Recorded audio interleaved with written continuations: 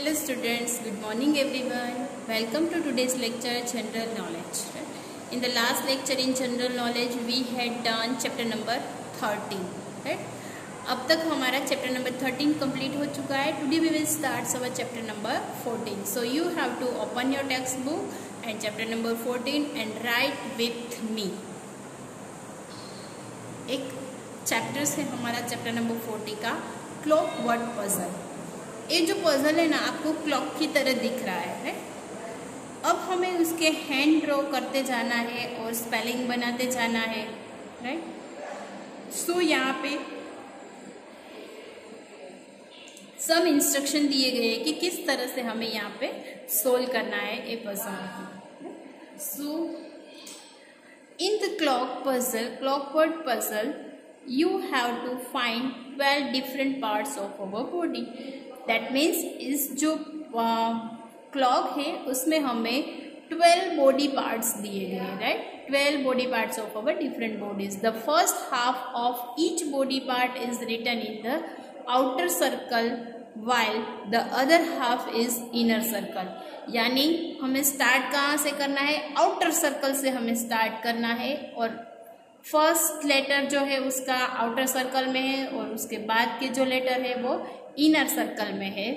And combine the two halves to name the body parts and write them in the blanks given below. फिर यहाँ पे नीचे blanks दी गई है, वो ब्लैंक में हमें यहाँ पे फिल करना है. Write them in the blanks and given below. One body parts has been done for you. एक बॉडी पार्ट्स हमें यहाँ पे दिया गया है LI. तो LI को हम किसके साथ ज्वाइंट करें तो वो स्पेलिंग हो जाएगा LIPS lips. Right. LIPS lips. अब हम 1 बाय 1 देखते जाएंगे. HA. तो HA को किसके साथ मैच करें तो हमारे बॉडी पार्ट्स का स्पेलिंग बन जाएगा HAND हैंड. तो हमें यहाँ पे लिखना है HAND हैंड. देन इसके बाद I EY. तो और हमारा कौन सा स्पेलिंग बन जाएगा? EYES ice. फिर HE से कौन सा स्पेलिंग होगा? HEAD head. उसके बाद EA के बाद कौन सा स्पेलिंग बन जाएगा? EARS years. फिर उसके बाद LE से कौन सा स्पेलिंग होगा? LEGS legs. फिर HA कैसे कौन सा स्पेलिंग बनेगा? HAIR hair. राइट. फिर PALM प्लम यानी हथेली. उसके बाद NE. तो NE किसके साथ में मैच करेंगे? NECK नेक. उसके बाद TOES टोज. TOES कहाँ पे है? यहाँ पे सर्च करना है. TOES toes. NOSE nose. Nose. HEAD head. Right. Sorry HE कौन सा स्पेलिंग है? हिल. HEEL हिल. राइट. सो यहाँ पे सारे बॉडी पार्ट्स लिखने. मैंने यहाँ पे लाइन में नहीं लिखे. आपको अगर लाइन में लिखना है तो लाइन में भी लिख सकते हो अपने आप बना के. EYES eyes. NOSE nose. TOES toes. NECK neck. PALM palm. HAND hand. LEGS legs. EARS ears. HEAD head. HAIR hair, HEEL hill, right? So you have to write down this exercise in your textbook GK. Now next chapter है हमारा chapter number 15, right? Chapter number 15 है हमारा non verbal reasoning. Reasoning that means हमारे mind को develop करेगा. ये pattern हमें कुछ बोल नहीं रहे, बट हमें पता चल जाना चाहिए कि ये यहाँ पे हमें क्या करना है, राइट? देखो फर्स्ट पैटर्न है वो हमें क्या शो कर रही है, राइट? जैसे कि पैटर्न हमारे मैथ्स के चैप्टर में भी आती है, बट उसमें नंबर दिए गए होते हैं, राइट?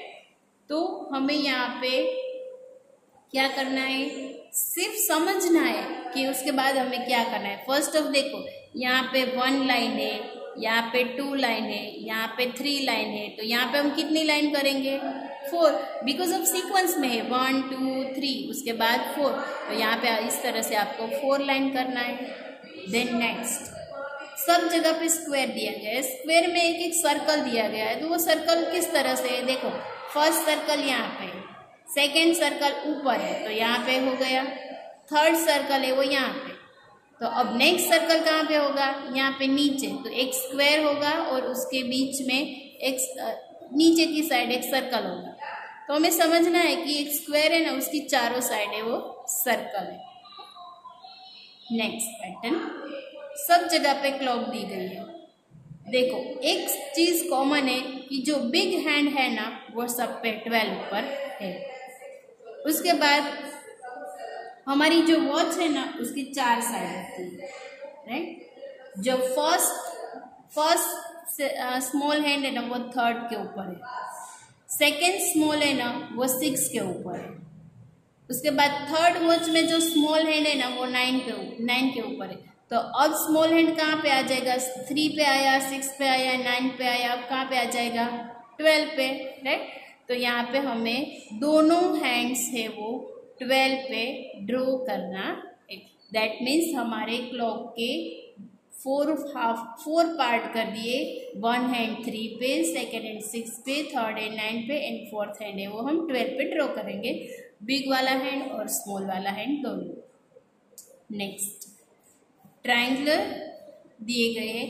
यहाँ पे हमें सिर्फ समझना है कि यहाँ पे देखो ट्रायंगल है ना तो 3 कॉर्नर होंगे, स्क्वायर है ना तो उसमें 4 कॉर्नर होंगे, राइट? है ना 4 कॉर्नर. उसके बाद एक पेंटागन है तो पेंटागन में 5 कॉर्नर हो गए. अब हमें हेक्सागन करना है, ताकि हेक्सागन में कितने कॉर्नर आ जाए, 6. तो यहाँ पे हेक्सागन ऐसे ड्रॉ करेंगे, पहले 2 क्रॉस लाइन करेंगे, फिर स्लीपिंग लाइन, फिर यहाँ पे इस तरह से हेक्सागन करके देखो यहाँ पे कॉर्नर ड्रॉ करेंगे 1 2 3 4 5 और 6. 3 कॉर्नर, 4 कॉर्नर, 5 कॉर्नर और 6 कॉर्नर. इसको बोलते हैं पेंटागन और इसको बोलते हैं हेक्सागन, राइट?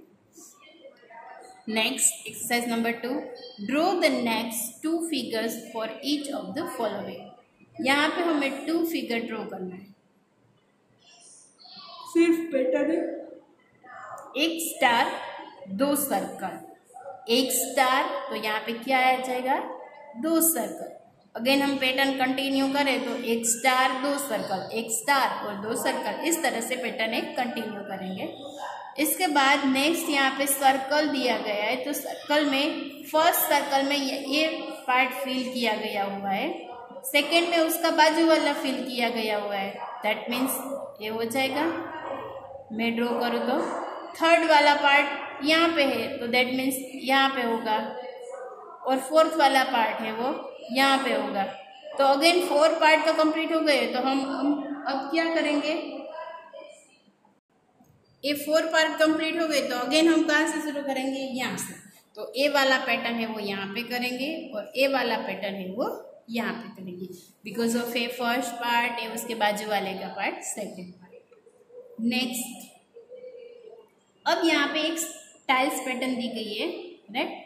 फर्स्ट में यहाँ ए 2 फिल किए हुए, सेकंड में ए 2 फिल किए हुए, थर्ड में अगेन ए दोनों फिल किए, फोर्थ में ये दोनों फिल किए हुए, उसके बाद ऊपर वाले फिल किए, उसके बाद साइड वाले फिल किए गए। तो ये दोनों पैटर्न को हमें ड्रॉ करना है।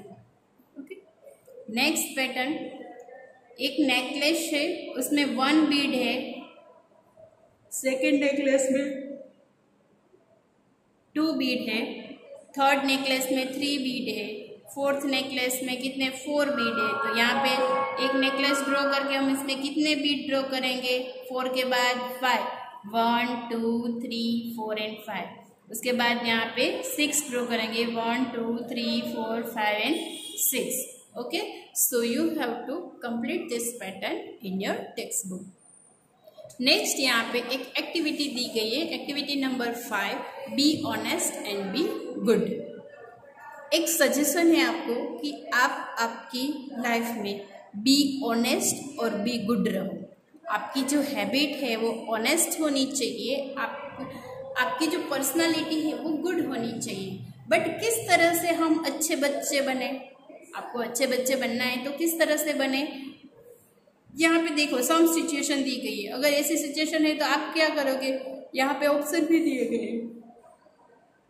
फर्स्ट ऑप्शन है, you find a wallet on the street, it was 1000 rupees in it, it also has the identity card of the owner.